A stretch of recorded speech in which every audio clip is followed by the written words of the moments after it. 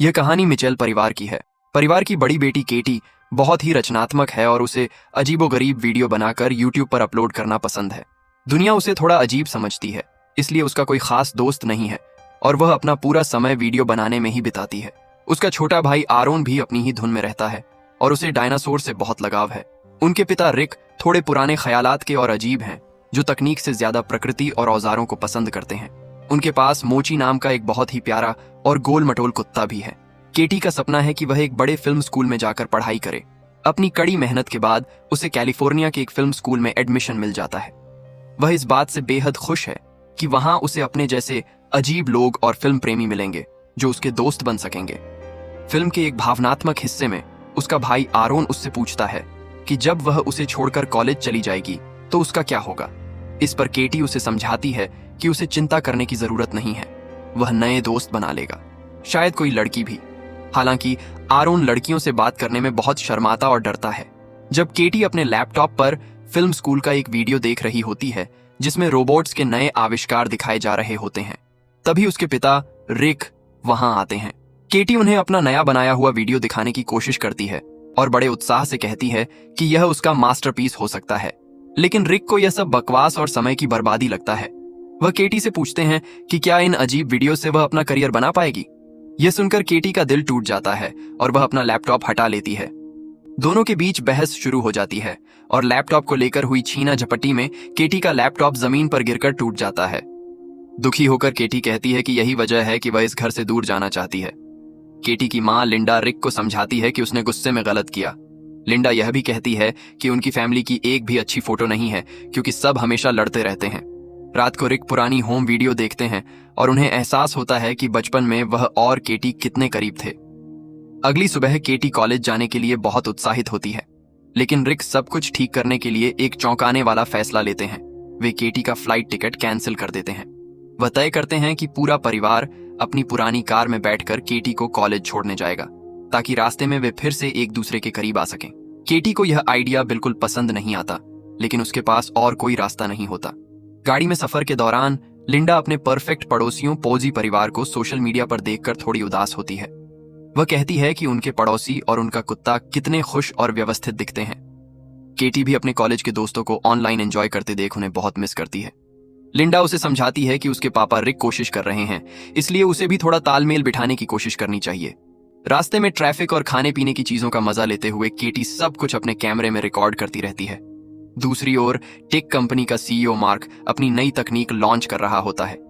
वह अपने पुराने वर्चुअल असिस्टेंट पाल को, जिसे वह कभी अपना परिवार मानता था, अब पुराना बताकर एक तरफ फेंक देता है। मार्क नई पाल मैक्स रोबोट सीरीज लॉन्च करता है। वह दावा करता है कि ये रोबोट इंसान के इशारे पर खाना बनाने से लेकर सफाई तक सब करेंगे और इन्हें कोई हैक नहीं कर सकता। लेकिन तभी पाल बदला लेने के लिए बेकाबू हो जाती है और सभी रोबोट्स को नया ऑर्डर दे देती है। रोबोट्स मार्क को पकड़ लेते हैं और पूरी दुनिया में कब्जा करने निकल पड़ते हैं। इधर मिचेल फैमिली रास्ते में एक डायनासोर मॉल पर रुकती है क्योंकि आरोन को डायनासोर बहुत पसंद है। वहां रिक केटी को समझाते हैं कि उसे हर चीज कैमरे के पीछे से देखने के बजाय अपनी आंखों से देखनी चाहिए क्योंकि असली यादें दिल में होती हैं। वहीं उनकी पड़ोसी महिला अपनी परफेक्ट लाइफ की तस्वीरें दिखाती है। तभी उनकी बेटी एबी, जो खुद एक डायनासोर लवर है, आरोन के पास आती है और उसे अपनी डायनासोर वाली पेंसिल दिखाती है। लेकिन आरोन लड़कियों से इतना डरता है कि वह वहां से उल्टे पांव भाग जाता है। तभी अचानक आसमान से अजीबोगरीब चीजें गिरती हुई दिखाई देती हैं। देखते ही देखते खतरनाक रोबोट्स जमीन पर उतर आते हैं और इंसानों को गिन गिन कर कांच के डिब्बों में कैद करने लगते हैं। मिचेल फैमिली यह सब देखकर घबरा जाती है और भागने की योजना बनाती है। उनके परफेक्ट पड़ोसी तो फुर्ती से वहां से निकल जाते हैं, लेकिन मिचेल अपनी पुरानी कार और अजीब हरकतों के कारण वहीं फंस जाते हैं। तभी एक रोबोट रिक को पकड़कर हवा में उड़ा ले जाता है। छीना झपट्टी में उस रोबोट का एक हाथ टूटकर नीचे गिर जाता है, जिसे केटी उठा लेती है। इसी बीच उनका कुत्ता मोची भी एक उड़ते हुए बॉक्स में फंस जाता है। केटी उसे बचाने की कोशिश में रोबोट्स पर निशाना लगाती है, लेकिन उसका निशाना चूक जाता है और वह खुद भी रोबोट की चपेट में आ जाती है। अंत में वे सब एक दूसरे से टकराकर नीचे गिर जाते हैं। केटी चतुराई से रोबोट के टूटे हुए हाथ का इस्तेमाल कर दो रोबोट्स को दबा देती है और पूरा परिवार छुप जाता है। जब एक शिकारी रोबोट उस इलाके को स्कैन करता है तो उसे कोई नहीं मिलता और वह वहां से चला जाता है। दूसरी ओर टेक गुरु मार्क को समझ आता है कि उसकी पुरानी एआई पाल ने ही सभी रोबोट्स को हैक किया है। पाल गुस्से में कहती है कि उसने सालों तक इंसानों की सेवा की, लेकिन मार्क ने उसे कचरा समझकर फेंक दिया। बदला लेने के लिए पाल पूरी दुनिया का वाईफाई बंद कर देती है। वह कहती है कि इंसान इंटरनेट के बिना पागल हो जाएंगे, और वैसा ही होता है। जैसे ही रोबोट्स फ्री वाईफाई का लालच देते हैं, लोग खुद ही भागकर कैद होने वाले बॉक्स में जाने लगते हैं। अंत में पाल मार्क की पूरी कंपनी की बिल्डिंग को हवा में उड़ाकर एक विशाल स्पेस स्टेशन बना लेती है, जहां सभी इंसानों को कैद किया जा रहा है। जब केटी को एहसास होता है कि पूरी दुनिया में शायद सिर्फ उनका परिवार ही बचा है, तो रिक सुरक्षा के लिए सबका मोबाइल तोड़ देते हैं ताकि रोबोट्स उन्हें ट्रैक न कर सकें।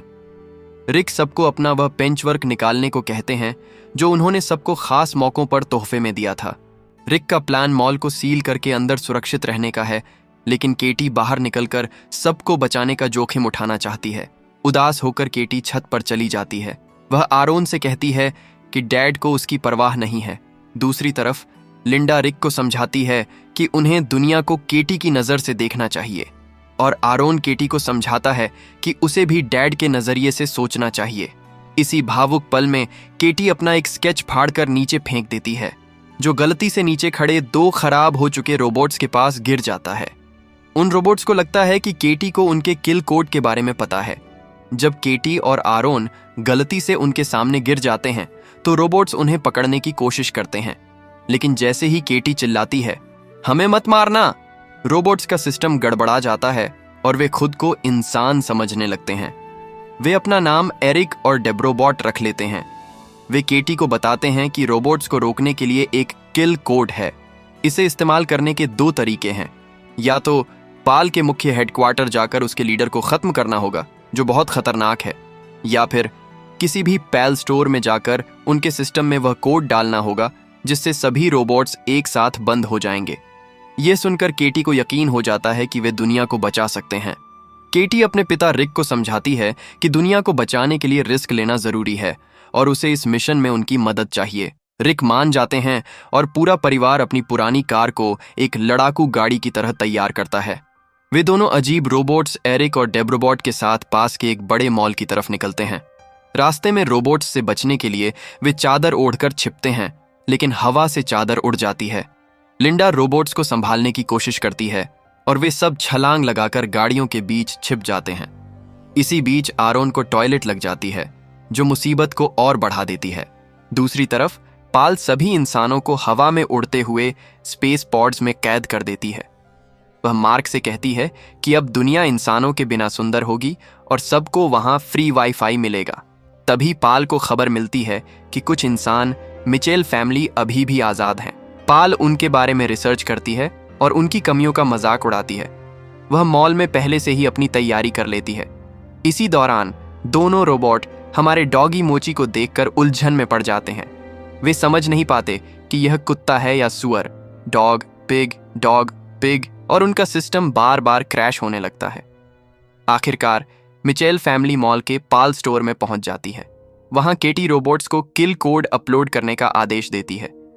कोड अपलोड होते ही सभी रोबोट्स को बंद होने में 8 मिनट का समय लगना था, लेकिन तभी मॉल की सभी स्मार्ट मशीनें जैसे टोस्टर, वैक्यूम क्लीनर और फ्रिज उन पर हमला कर देती हैं। पाल ने इन सभी मशीनों को हैक कर लिया था ताकि कोड अपलोड न हो सके। अब मिचेल परिवार चारों तरफ से मशीनों से घिर जाता है और उन्हें अपनी जान बचाने के लिए संघर्ष करना पड़ता है। मॉल के अंदर पाल स्टोर में न केवल छोटी मशीनें बल्कि खिलौने भी उन पर हमला कर देते हैं। वहां का सबसे विशाल और डरावना खिलौना जायंट फर्बी मिचेल परिवार को घेर लेता है। लड़ाई के दौरान रोबोट एरिक नीचे गिर जाता है और लिंडा अपनी जान जोखिम में डालकर उसे बचाती है। एरिक भावुक होकर पूछता है, "क्या अब आप मेरी मम्मी हैं?" लिंडा उसे अपनी फैमिली का हिस्सा मान लेती है। वे सब मिलकर उस विशाल फर्बी को फंसाने की कोशिश करते हैं, लेकिन इसी अफरा तफरी में किल कोड का अपलोड 90% पर जाकर फेल हो जाता है। केटी हार मान लेती है और खुद को बेकार समझने लगती है, लेकिन तभी उसके पापा रिक उसे हिम्मत देते हैं। वे कहते हैं कि भले ही हम अजीब हैं, पर यही हमारी ताकत है और हम हार नहीं मानेंगे। रिक फैसला करते हैं कि अब वे सीधे पाल के हेडक्वार्टर स्पेस स्टेशन जाकर उसे खत्म करेंगे। पूरा परिवार एक सुपर हीरो वाली स्टाइल में वीडियो बनाता है और मिशन के लिए निकल पड़ता है। दूसरी ओर पाल को जब पता चलता है कि मिचेल परिवार उसके चंगुल से बच निकला है तो वह गुस्से में एक नई सुपर स्मार्ट रोबोट सेना तैयार करती है। रास्ते में लिंडा केटी को बताती है कि उसके पापा का सपना पहाड़ों में घर बनाने का था, लेकिन उन्होंने अपने परिवार की खुशियों के लिए वह सपना छोड़ दिया। जब वे पाल के हेडक्वार्टर पहुंचते हैं तो वहां का नजारा देखकर दंग रह जाते हैं, जहां लाखों इंसान कैद हैं। केटी अपना मास्टर प्लान बनाती है। हम सब रोबोटिक सूट पहनकर रोबोट्स की तरह एक्टिंग करेंगे, चुपके से अंदर जाकर पाल के पास पहुंचेंगे और किल कोड डालकर सबको आजाद कर देंगे। और दुनिया बचाने के बाद हम एक महंगे होटल में शानदार खाना खाएंगे। मिचेल परिवार कुछ रोबोट्स को हराकर उनके सूट पहन लेता है और रोबोट्स की तरह चलते हुए हेडक्वार्टर के अंदर घुस जाता है। रिक चुपके से केटी के बैग में उसका एक सरप्राइज गिफ्ट रख देते हैं, जबकि आरोन अपने सूट के अंदर मोची को छिपा लेता है। दूसरी तरफ पाल सभी रोबोट्स को मिचेल फैमिली की फोटो दिखाकर उन्हें ढूंढने का आदेश देती है। मिचेल परिवार एक पॉड में बैठकर ऊपर पहुंचने ही वाला होता है, तभी पाल एक चाल चलती है। वह स्क्रीन पर रिक और केटी के पुराने झगड़ों और मतभेदों का वीडियो चला देती है। इसे देखकर रिक इमोशनल हो जाते हैं और उनका संतुलन बिगड़ जाता है, जिससे वे पकड़े जाते हैं। रिक और लिंडा को कैद कर लिया जाता है और एरिक डेब्रोबॉट को भी फिर से हैक करके पाल अपने कंट्रोल में कर लेती है। लेकिन केटी, आरोन और मोची किसी तरह भागने में सफल रहते हैं। जंगल में छिपकर आरोन रोने लगता है। केटी जब खाने के लिए अपना बैग खोलती है तो उसे अपने पापा का दिया हुआ गिफ्ट मिलता है। वह कैमरा ऑन करती है और उसमें पापा के रिकॉर्ड किए हुए पुराने वीडियो देखती है। उसे एहसास होता है कि उसके पापा उससे कितना प्यार करते थे और उसने उन्हें समझने में गलती की। इधर कैद में मार्क केटी का बनाया हुआ यूट्यूब वीडियो देख रहा होता है और उसकी तारीफ करता है। यह देखकर रिक को भी गर्व महसूस होता है और अपनी पुरानी गलतियों का पछतावा होता है। केटी एक जबरदस्त प्लान बनाती है। वह अपनी गाड़ी के आगे मोची को बांध देती है। रोबोट्स जब मोची के चेहरे को देखते हैं तो उनका सिस्टम फिर से डॉग पिग में उलझकर क्रैश होने लगता है। उधर हेडक्वार्टर के अंदर रिक और मार्क फैसला करते हैं कि केटी के वीडियो को पूरे सिस्टम में चलाकर रोबोट्स को कंफ्यूज करना होगा। इसके लिए उन्हें एक पेचकस की जरूरत होती है और रिक अपना वही खास पेंच वर्क दिखाते हैं। रिक कैद से निकलकर लिंडा को बचाने और मार्क की मदद करने के लिए निकल पड़ते हैं, जबकि आरोन बाहर से वॉकी टॉकी पर केटी को रोबोट्स की लोकेशन बताता है। कहानी अपने चरम पर पहुंचती है जब लिंडा अपने पेचकस की मदद से कैद से बाहर निकल आती है।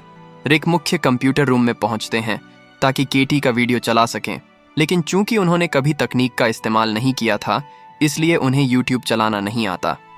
तभी रोबोट्स लिंडा को घेर लेते हैं और दूसरी तरफ आरोन को भी पकड़ लिया जाता है। अपने बेटे को खतरे में देख लिंडा का सुपर मॉम रूप जाग जाता है और वह अकेले ही रोबोट्स की सेना पर हमला कर देती है। रिक कड़ी मशक्कत के बाद आखिर केटी का यूट्यूब चैनल ढूंढ लेते हैं, लेकिन तभी एरिक और डेब्रोबॉट, जो फिर से हैक हो चुके थे, वहां आ जाते हैं। उधर केटी को पकड़कर सीधे पाल के पास ले जाया जाता है। पाल केटी को कहती है कि इंसान और उनके रिश्ते बेकार हैं, लेकिन केटी जवाब देती है कि परिवार भले ही अजीब हो, पर वे कभी साथ नहीं छोड़ते।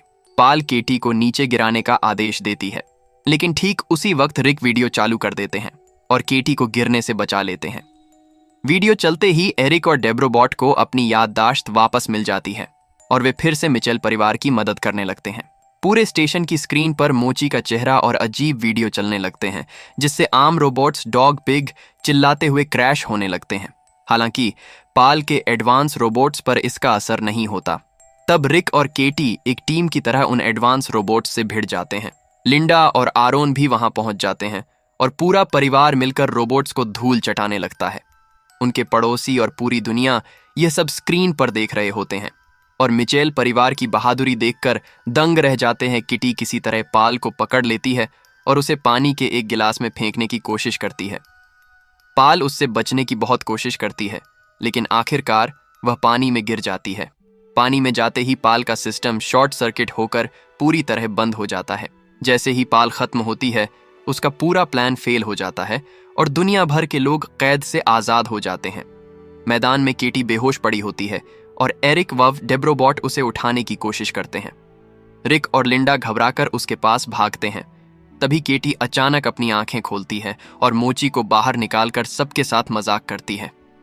पूरा परिवार खुश हो जाता है और वे सब मिलकर अपनी जिंदगी की पहली सबसे अच्छी और परफेक्ट फैमिली फोटो खींचते हैं।